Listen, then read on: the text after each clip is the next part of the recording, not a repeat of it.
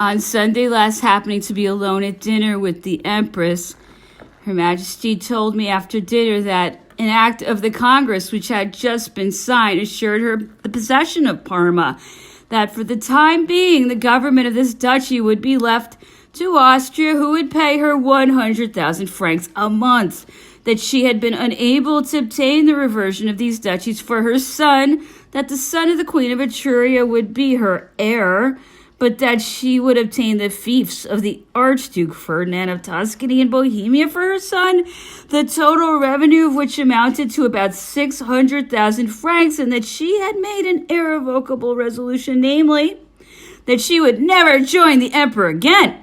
Pressed for the reason of so strange a resolution, after advancing several reasons which I understood to destroy, she confessed that not having shared his disgrace, she cannot share a prosperity which she had done nothing to bring about. She added that she had written nothing on this subject, that she reserved it to herself to settle this matter with the emperor as soon as she was able to write him, that she is well aware that she will not be able to establish her son in Parma, that terrible as his sacrifice is, she will submit to it, and that she has consulted only two persons, the Archduke Charles and a lawyer, who consider that nothing can stand in the way of this arrangement. You will recognize the influence of the Empress's uncles in this matter. However this may be, that is her dream today.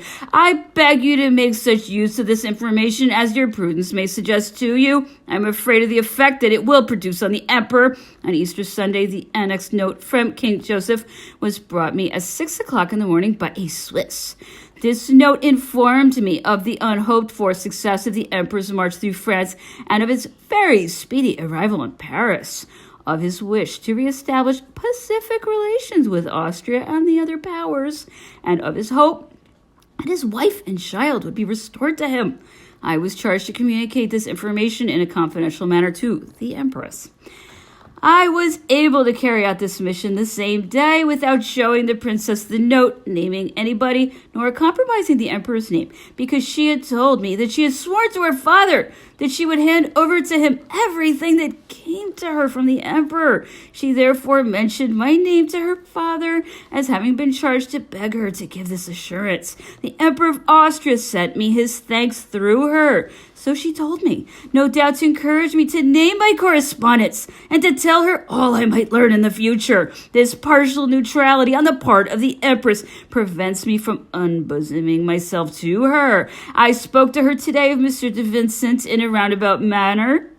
She assured me that she had not seen him and had received nothing from him. She added that she had heard that he had not seen the emperor, but that he had seen you as well as Monsieur de Flahaut, that you wanted to give him some letters which he refused to take, that nevertheless she thinks that she remembers that her father spoke to her of a letter written to her which was brought by Monsieur de Vincent's secretary who left Paris on the day after the ambassador's departure, but that her father would not give it to her as he did not wish her to communicate with the emperor any more then he himself wished to communicate with him, whilst awaiting for all this tangle to unravel itself and for the Empress to return to a better way of thinking. I speak to her of the happiness which the Emperor's return to France has brought to his country, of the impatience with which she is expected there, of the Emperor's desire to see her again, etc., etc.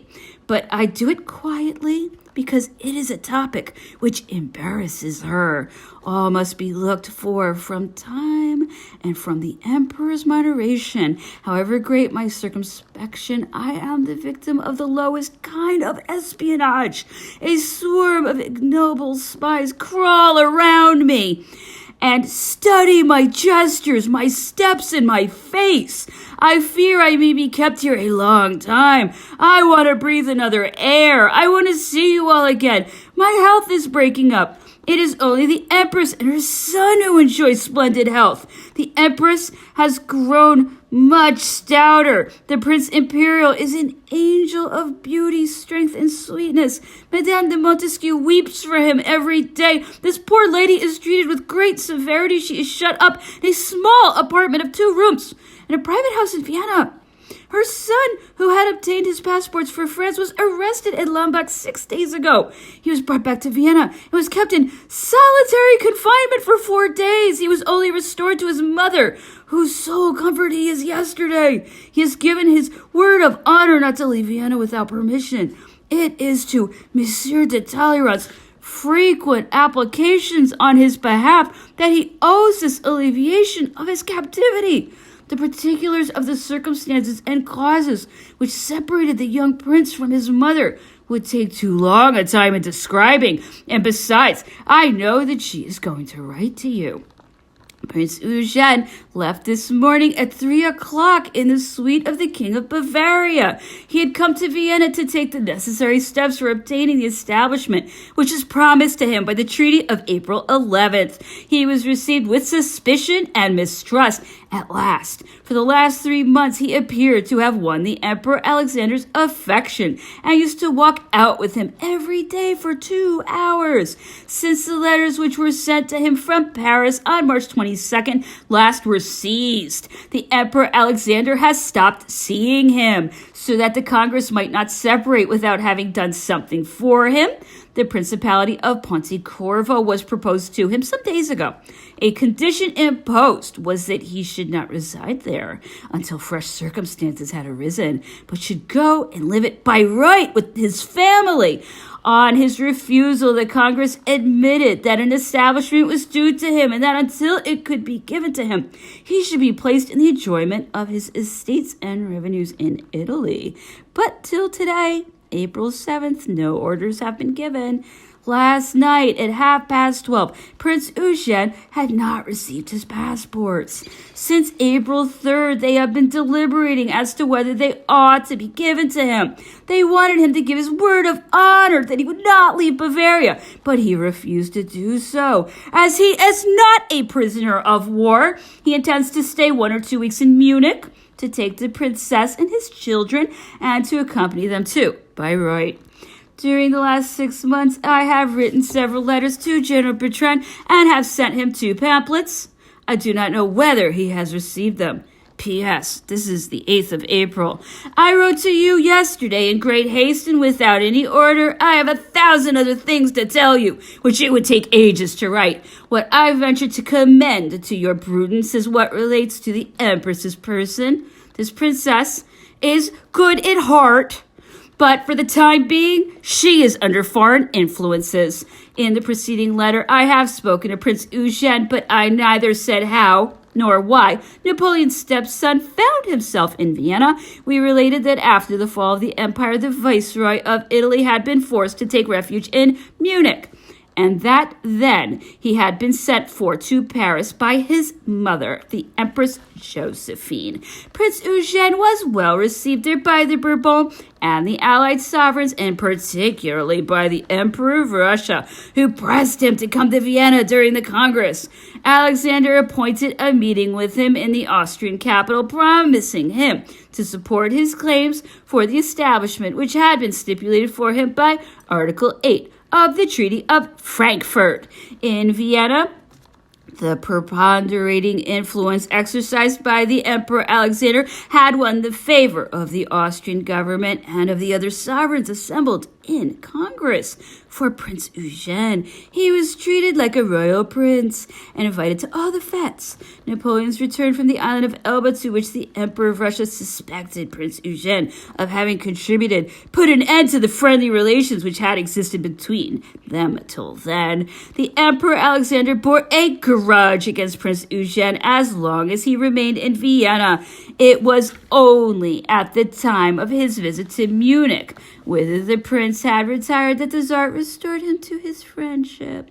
So lavishly had the territories been distributed that there remained nothing available to be given to Prince Eugene. In execution of the Treaty of Fontainebleau, which assured him an establishment outside France, a decision taken under the Emperor Alexander's influence converted the stipulation of the Treaty of April 11th concerning the Empress Josephine's son into an indemnity, the amount of which was to be taken out of the kingdom of Naples, and which should be the equivalent of a principality of 50,000 inhabitants. Prince Eugene estimated the total value at 12 million francs, but the Neapolitan government reduced this indemnity to 5 million. The estates which the prince derived from the kingdom of Italy and the endowments which the emperor had bestowed upon him in Rome and Lombardy were left in his possession. 2,700,000 francs which he had left on his departure in the Italian treasury were restored to him.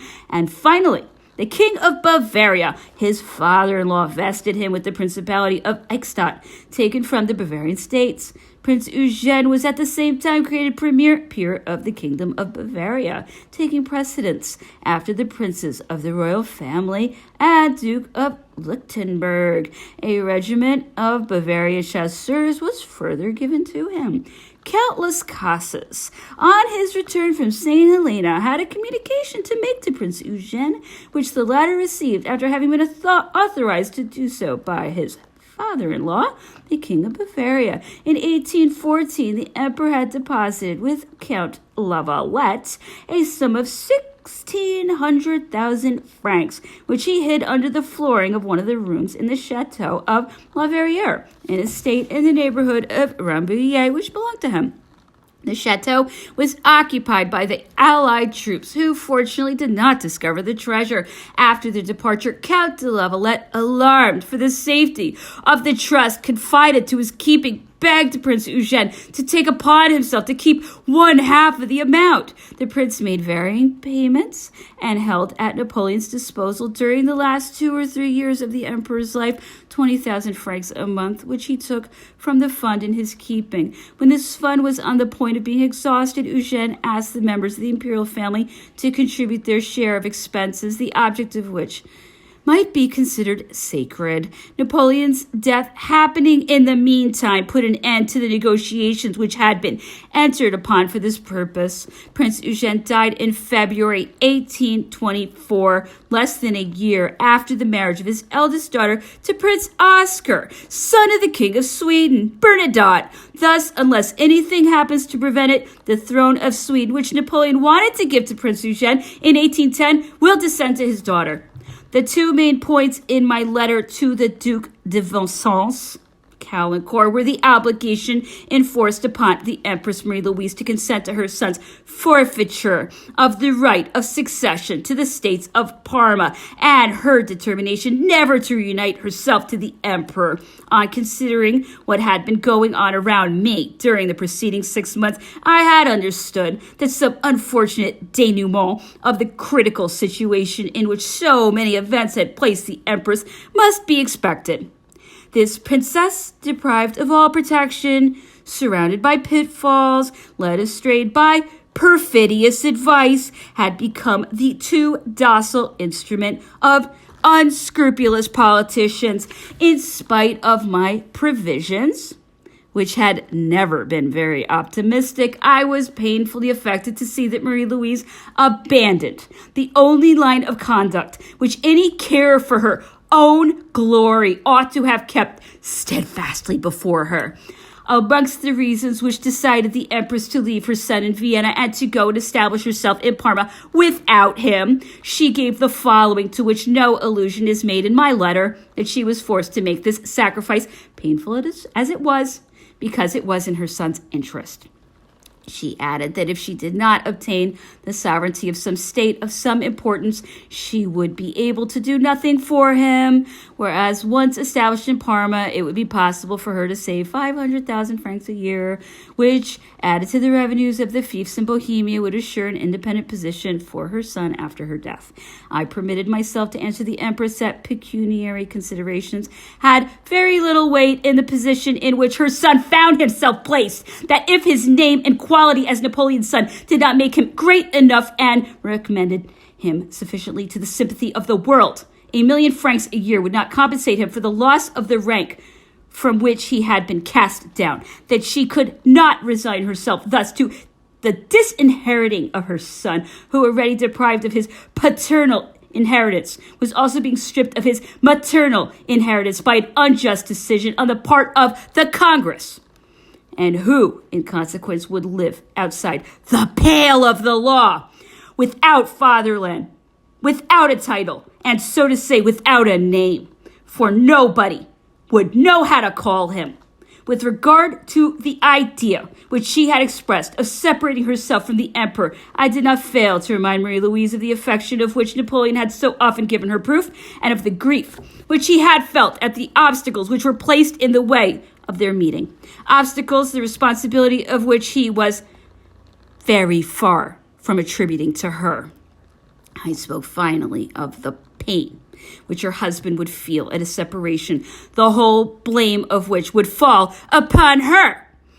I told her that she would be received in France like an angel of peace, and that the boon of her return would win her the eternal gratitude of the French nation, that I hoped that she would change her mind and give up the violent resolution in forming which she could have consulted neither her heart nor her interest. I assured her that if she would make a statement in exactly the contrary sense, expressing herself forcibly, this manifestation of her will would have very great weight.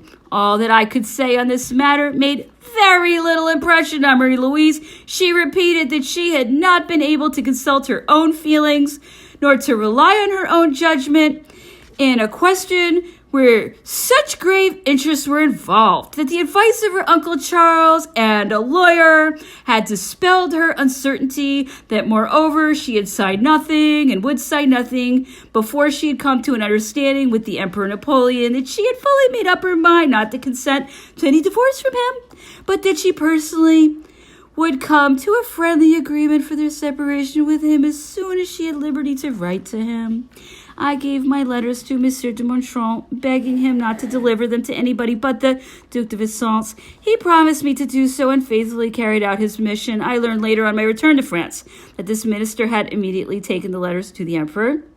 Napoleon, in his anxiety to receive news from Vienna, wanted to read the original copy, and therefore the precaution which I had wanted to take when I asked the minister to make prudent use of my communication was of no avail.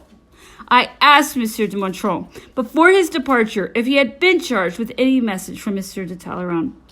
Monsieur de Montchamp gave me to understand that this minister could, for the time being, be of no service whatever to the emperor's cause. As a matter of fact, the hostilities of the Allies against Napoleon and the array of force which they were marshalling against him were so great that any wish to serve the Napoleonic cause would have been considered a crime in the eyes of the Allied powers. It certainly could not be Monsieur de Talleyrand who would defy the resentment which an attitude so little in conformity with his character and so audacious would have excited against him in the coalition.